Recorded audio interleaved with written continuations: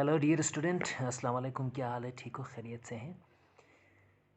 आज आपको हम सिखा देंगे कि एलसीएम कैसे निकालते हैं। और एक्सरसाइज आपके पास 6.1 है और 6.1 में क्वेश्चन नंबर 4 और 1 2 जो है सेम सवालात थे। उनमें से मैं आपके लिए पार्ट नंबर 1 करवा रहा हूँ, इसको गौर से देखना। आपके पास जो सवाल है वो 39x7y³ और 91x5y6 और z7 है जी। तो सबसे पहले आप क्या करें, जो सिंपल वे है वो आप 39 के फैक्टर्स निकालेंगे। और 39 के फैक्टर्स आपके पास देखो 3 और 13 है जी, यानी 3 और 13 आपके पास है।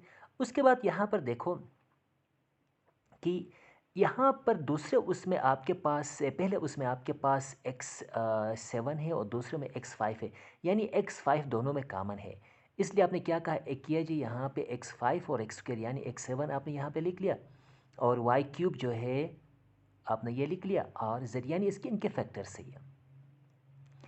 अब आप दूसरा देख लीजिए, 91 के आपके पास जो फैक्टर्स आएंगे वो 7 और 13 आएंगे, यानी 7 और 13 इनके फैक्टर से।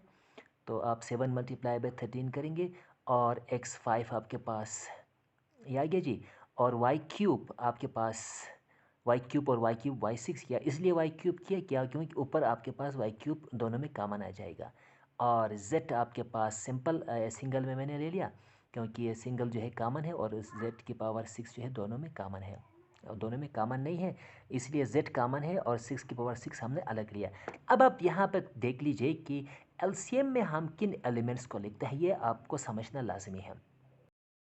सॉरी, एलसीएम में हम उन फैक्टर्स को लिखते हैं जो कॉमन भी हो और नॉन कॉमन, यानी कॉमन और नॉन कॉमन तमाम फैक्टर्स को हमने लिखना है। अब आप सबसे पहले देखिए यहाँ पे कॉमन क्या है जी। कॉमन आपके पास 13 है जी, 13 है। और उसके बाद दोनों में जो है x5 है, मल्टीप्लाई बाय x5 हो गया जी।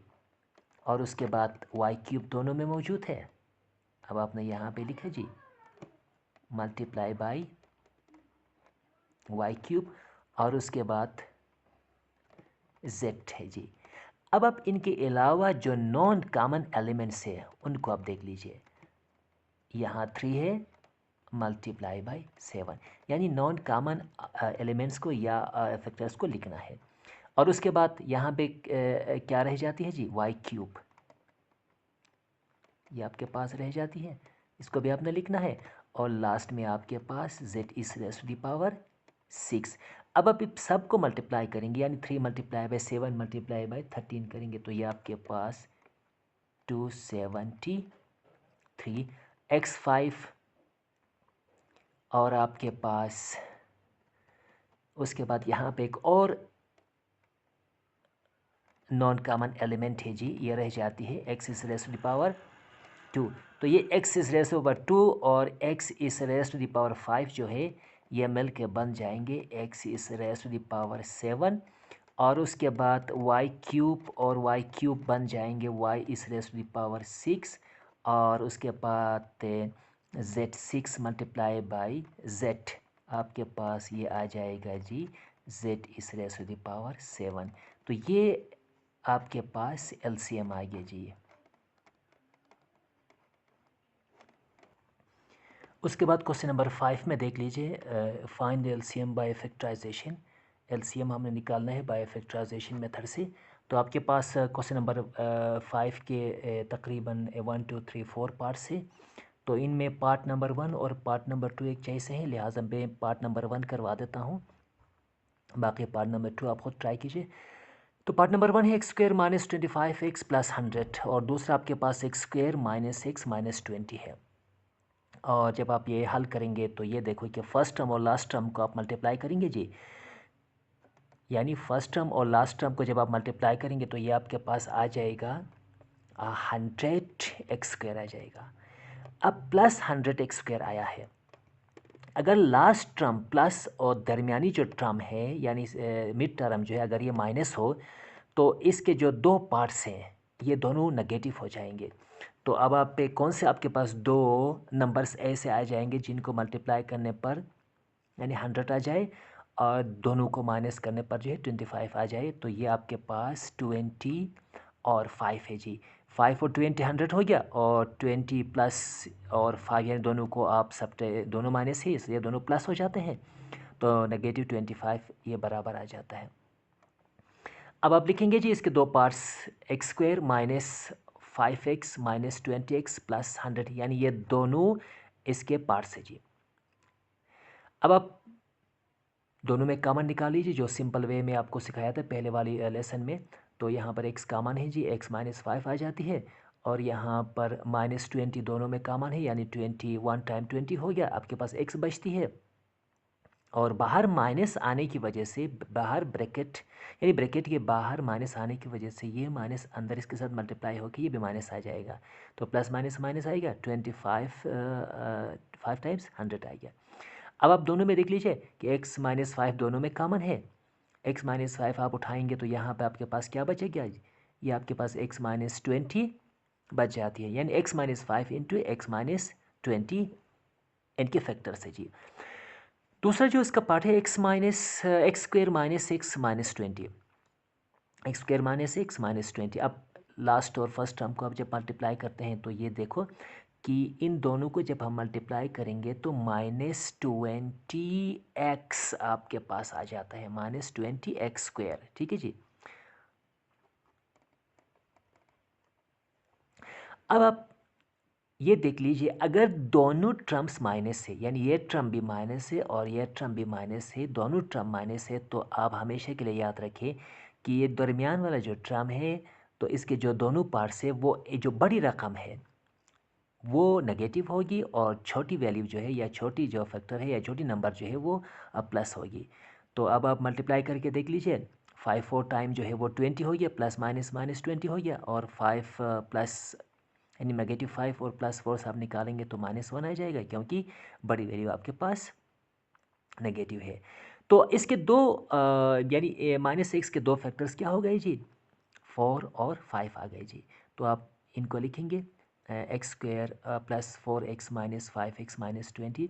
तो इन दोनों में जो कॉमन है आपके पास x कॉमन है, तो x इंटू एक्स प्लस 4, और -5 इन दोनों में कॉमन है, -5 को आप बाहर रखेंगे तो x माइनस माइनस प्लस, यानी 5 4 टाइम्स 20 हो गया। अब इन दोनों में देखिए जी, x प्लस 4 यहाँ पर भी है, x प्लस 4 यहाँ पर भी है, तो दोनों को आप दोनों में आप कॉमन निकालेंगे, x प्लस 4 कॉमन निकालेंगे तो यहाँ पे x माइनस 5 बचती है जी। अब आप एलसीएम में किन फैक्टर्स को लिखेंगे, एलसीएम में सबसे पहले हम लिखेंगे जो कॉमन फैक्टर्स है। अब कॉमन फैक्टर्स इन दोनों में क्या है जी, x माइनस 5 और यहाँ पर भी x माइनस 5, यानी x माइनस 5 दोनों में कॉमन है। उसके बाद जो नॉन कॉमन फैक्टर्स है उनको भी लिखना है, तो उसके बाद x plus 4 non common factor है, उसको भी हमने लिख लिया, और लास्ट में x minus 20 non common factor है, उसको भी हमने लिख लिया। यानी जो जितने भी कॉमन फैक्टर्स है और नॉन कॉमन फैक्टर्स है सबको हमने लिख लेना है, और ये कहलाता है एलसीएम। उसके बाद हमारे पास क्वेश्चन नंबर 5 है, और क्वेश्चन नंबर 5 के पार्ट नंबर 3 जो है हम आपको करवा देंगे। 2 इंटू एक्स 4 माइनस वाई 4, और ये पहला पार्ट जो है, और दूसरा पार्ट है 3 into x cube plus 2x square y minus x y square, और लास्ट पार्ट जो है इसका -2y क्यूब। अब सबसे पहले इस पार्ट को हम हल कर देते हैं जी। ये है 2 इंटू एक्स 4 माइनस वाई 4। अब ये जो पार्ट है x4 माइनस वाई 4, और ये a square minus b square का फार्मूला यहाँ पे अप्लाई होता है, और a square minus b square जब आप अप्लाई करते हैं तो ये a plus b into a minus b, यानी इसके फैक्टर्स बनेंगे, यानी फैक्टराइज x4 माइनस वाई 4 को हमने फैक्टराइज करना है। अब आप कैसे फैक्टराइज करेंगे जी, अब यहाँ पे देखिए 2 इंटू और x square whole square minus y square whole square, यानी a square minus b square की फॉर्म में हमने लिखना है। तो ये बन जाएगा जी 2 into x square plus y square into x square minus y square, यानी ये a plus b into a minus b इसकी एक्सपेंडेड फॉर्म है जी। उसके बाद 2 into x square plus y square, ये तो आ गया जी आपके पास, और ये जो दूसरा पार्ट आपके पास है ये x square minus y square, ये अगेन जो है a square minus b square का फार्मूला यहाँ पे अप्लाई होता है इसके लिए। तो ये बनेगा जी X plus Y into x minus Y. तो ये 2 इंटू एक्स 4 माइनस वाई 4 कि ये 2 into x square plus y square into x plus Y into x minus y, ये इनके यानी इसका इसके फैक्टर से जी। अब दूसरा जो पार्ट है आपके पास 3 into x cube plus 2 x square y minus x y square minus 2 y cube. अब यहाँ पे देखिए जी, यहाँ पर 3 इंटू करके हमने जो सवाल हल किया है, यहाँ 1 2 3 4 टर्म्स पर मुश्तमिल है ये। तो 4 टर्म पर मुश्तमिल ये जो पॉलिनोमियल है, यहाँ पर कोई भी फार्मूला अप्लाई नहीं होता है। तो सिवाय उसके कि यहाँ पे इनको इनको पेयर बना के हमने कॉमन निकालना है। तो जो फर्स्ट पेयर बनी है, सेकंड पेयर बनी है, अब फर्स्ट पेयर में जो कॉमन है वो एक्स स्क्वायर कॉमन है। तो जब आप एक्स स्क्वायर को बाहर निकालेंगे, बाहर रखेंगे, तो आपके पास एक्स प्लस 2 वाई बच जाएगा। और इस पेयर में जो है माइनस वाई स्क्वायर जो है वो कॉमन है, तो एक्स प्लस जो है 2 वाई बच जाती है, यानी एक्स आपके पास वाई स्क्वायर यहाँ पे आ गई तो एक्स आपके पास अंदर बच जाती है। अब यहाँ पर देखिए जी, X minus X plus 2 Y और एक्स प्लस 2 वाई दोनों जगहों में जो है कॉमन है। तो आप एक्स प्लस 2 वाई कॉमन निकालेंगे तो आपके पास X square minus Y square ये बच जाती है जी, यानी 3 into x plus 2 Y and 2 X square minus Y square. अब आपके पास ये जो X square minus Y square है, जैसे ऊपर हमने X square minus Y square को जो है फैलाया था, एक्सपेंड किया था, तो X plus Y into x minus Y बन जाता है।